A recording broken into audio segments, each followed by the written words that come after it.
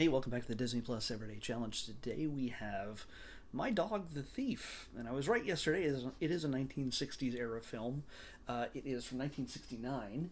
It's an hour and 29 minutes, and it stars Dwayne Hickman and Mary Ann Mosby. Mobley. Yeah, Mobley, sorry. They both seem very familiar to me if you watch some old films from back in the day. Yeah, there's a lot of Disney recurring actors in this one.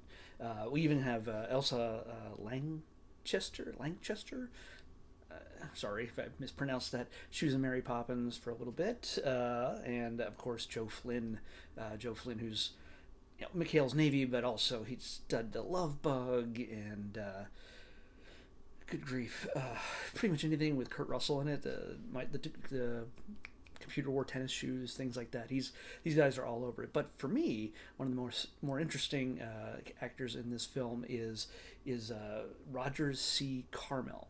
Now he played, if you're an old Star Trek fan, he played Harry Mudd in the original Star Trek series from the 1960s. In fact, by this point, he had already played Harry Mudd at least twice in that original canceled Star Trek series, and here he plays a jewel thief who loses it to a big Saint Bernard, who is my dog, the thief. Basically, the premise of this it's a lighthearted comedy, but it seems like Disney does a lot of criminal mischief, thievery kind of stories where a dog or a duck or some sort of random creature or some unlikely hero, human in some cases, foils, or maybe a love bug, foils some kind of criminal act. Yeah, like they're it's all over the place. What's his face? Mickey Shaughnessy plays the other criminal thief, and he is not a mastermind. He plays a great dummy, and I think he's a kind of a template for sort of a gangster kind of dummy that we've seen in other films. I think I don't know if his character is taken from something else, but he seems like he would be the inspiration for so many bumbling thieves to come. So yeah, it's a fun little adventure. It starts off with a really very, very 60s song that basically explains everything you need to know about the dog who is a thief, and his name is Barabbas. Now, yeah, if you don't get that reference as to why a Saint Bernard be called Barabbas, it's biblical. And if you didn't go to Sunday school too much, you didn't know that Barabbas was the guy who was being crucified next to Jesus because he was a thief. So yeah, there's your Bible lesson for today via Disney. So it's about apt name. He's a thief, just like the dog, just like the thief in the Bible. Although he got forgiveness, I think, from Jesus at that time. Yeah, so will Barabbas the dog get forgiveness for all the thieving he does? Well, he does so much thieving, and that's explained pretty well in the opening song as they do a montage of his criminal acts, just randomly stealing stuff left and right.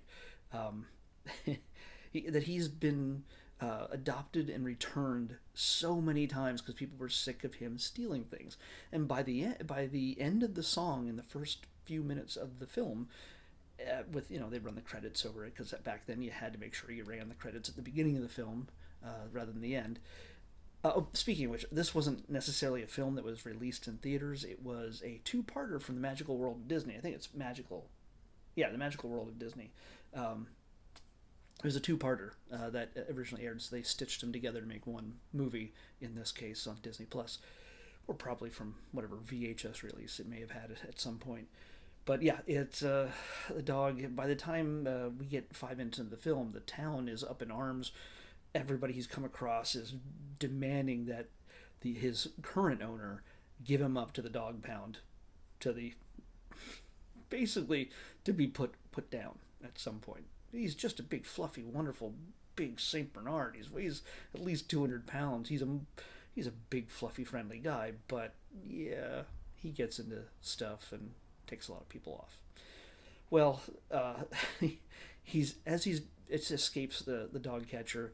He runs to an airport where the local air traffic helicopter pilot uh, happens to be getting chewed out by his boss for being too boring. Everybody's turned to the channel whenever he gives the LA car traffic report. So, they get to see what happens when he starts talking. It's very boring. But it happens at this time. Barabbas has snuck aboard his helicopter, and, well, things get crazy from there. But people love it. So the dog gets to stay on as part of the flying traffic team.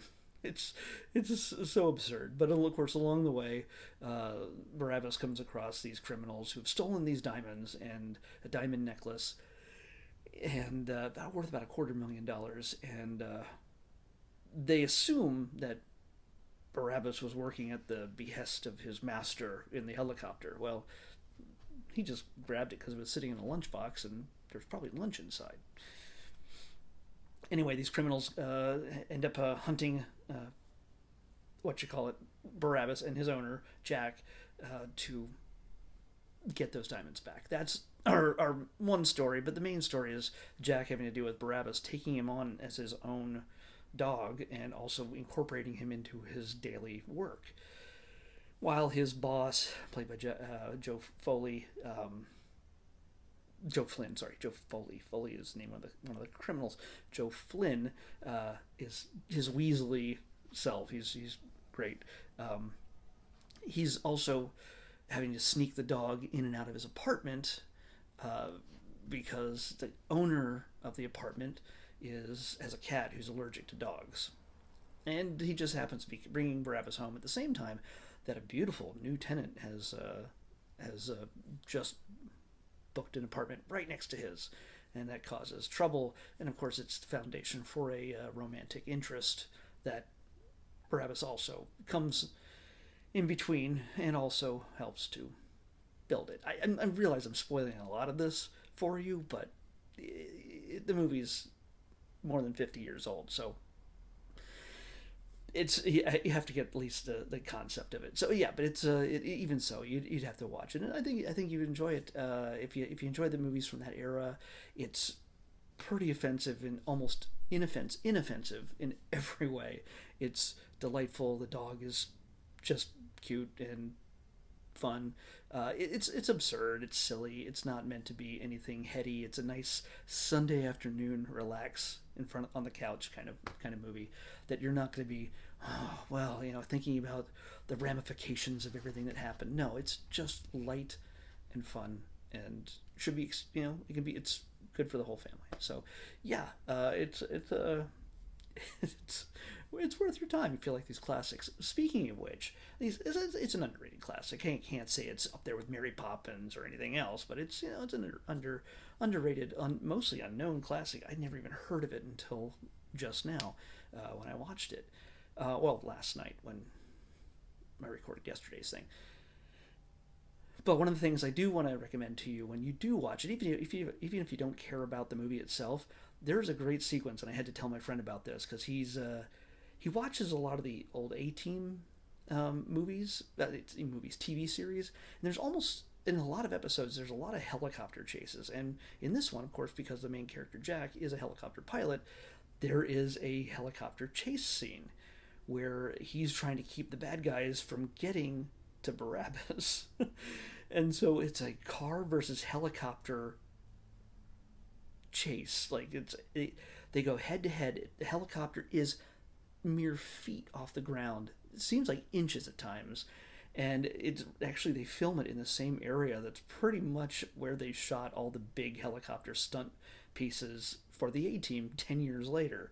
It's kind of crazy. And the thing is, when we learned about the A-Team pilots who do those kind of stunts, they were actually Vietnam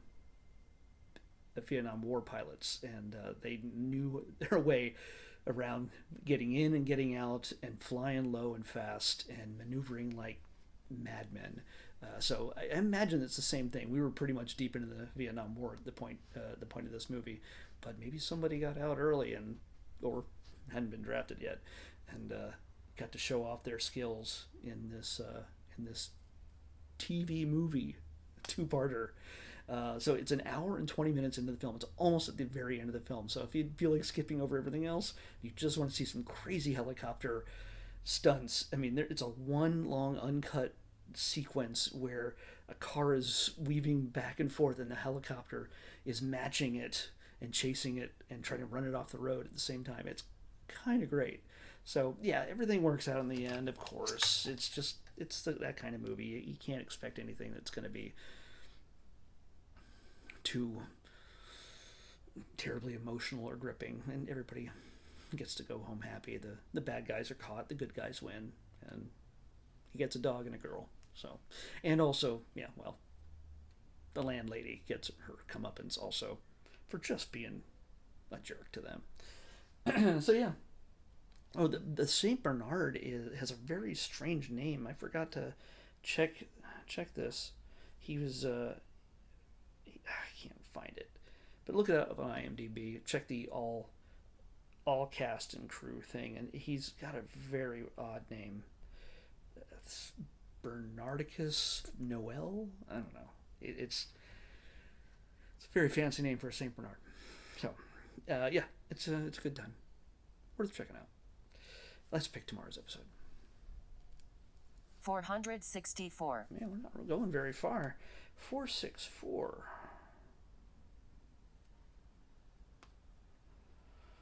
464. Oh. We haven't had a series in a while. Yeah, not since Bonkers, which was, wow, almost at the beginning of this month, or beginning of October. I don't know where I am anymore. But this is classic. This I grew up on.